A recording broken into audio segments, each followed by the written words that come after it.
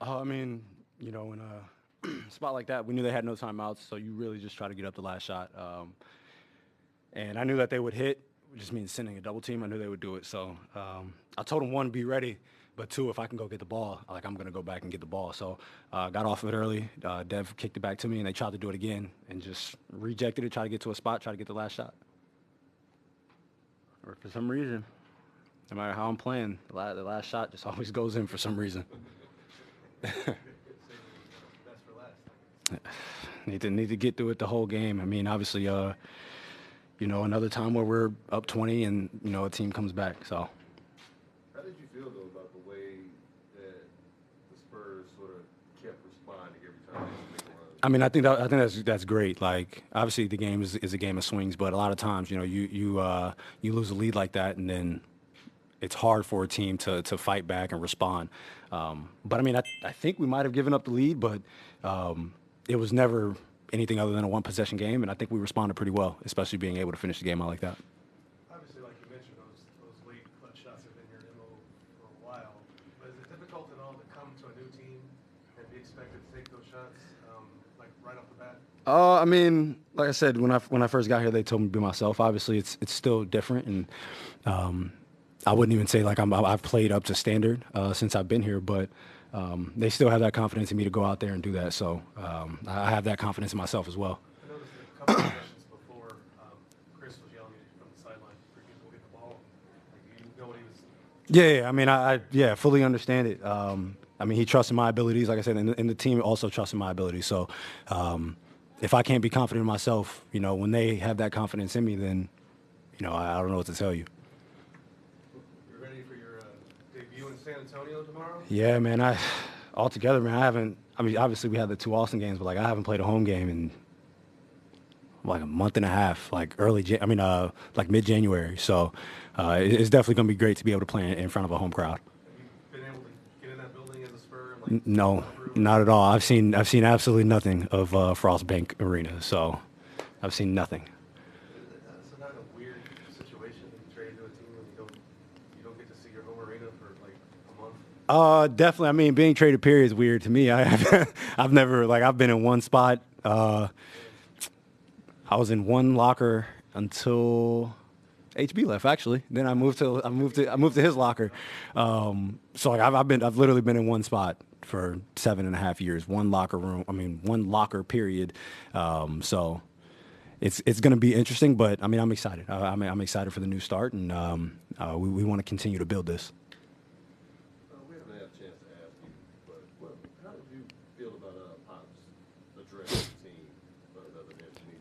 I mean, I think it's one inspirational, obviously going through the things that he's going through, and him trying to fight back. Just to be out there, is a testament to who he is as a person. And you can tell that he really wants to be back out there. But, he says if he can't be 100% himself, then, he's doing everybody a disservice. So you continue to pray for him. You continue to want him to get better because it's much bigger than basketball. This is about his life. This isn't about basketball. So it was definitely great seeing him. I talked to him whenever I got traded just on the phone. So that was my first time seeing him since being a Spur. So it was definitely great. Oh. He's shown it in a short amount of time. I know it's right when we first got him, but he embraces those moments, and I thought the other guys did a good job also when they doubled him early and we kept our composure. Devin got the ball back to him at the appropriate time, and we stayed spaced and, again, allowed him to do his thing, and he did it. So he gets credit for that, and the guys around him do too, to keep the poise. You had a couple games earlier on the trip where you had the big lead and lost it and then lost the game. I'm kind of proud of the way they sort of weathered that Memphis push in the second half. Extremely proud. I think it was about 10.5 minutes left. It was 103, 102. They had all the momentum, and that's where sometimes we've talked about the game being a little long for us. And we went on a 10-0 run, and we were up 113 to 102. And I was extremely proud of them just for the response and the fight through adversity. A couple of calls, and calls go everywhere. It wasn't nothing about the refs, but just they make a couple shots, we miss a couple shots, those types of things, those 50-50 plays. And I thought the guys showed a lot of fortitude during that time and resilience, and happy for them. You've talked in the past how every night's going to be a challenge rebounding-wise, size-wise, and Memphis is huge. Like, how do you think your guys battled in that department? I think you won the boards, actually.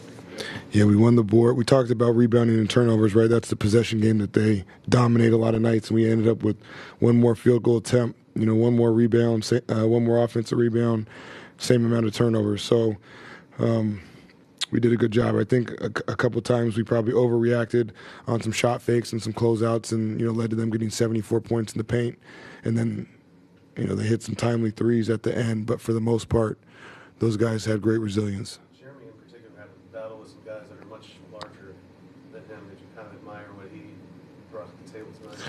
Yeah, he was tremendous. I mean, he did a little bit of everything. I thought, again, Devin Vassell, 6 rebounds, Keldon, Julian, 7. Those are the guys that we've kind of challenged as some of these bigger guys have to, match up with the big. Someone else has to get the rebound. And so it's just nice to see those guys step up and impact winning in a multitude of ways. What did you think of Steph Castle's night tonight? What was your favorite part of it? I think it just back to being that unapologetically aggressive, relentless kid that we have come to love. I think he's been thinking a lot. I think he's been a little tired. I think he's been a little overcoached, and it's been nice to just see him back out there playing hard, trusting his instincts.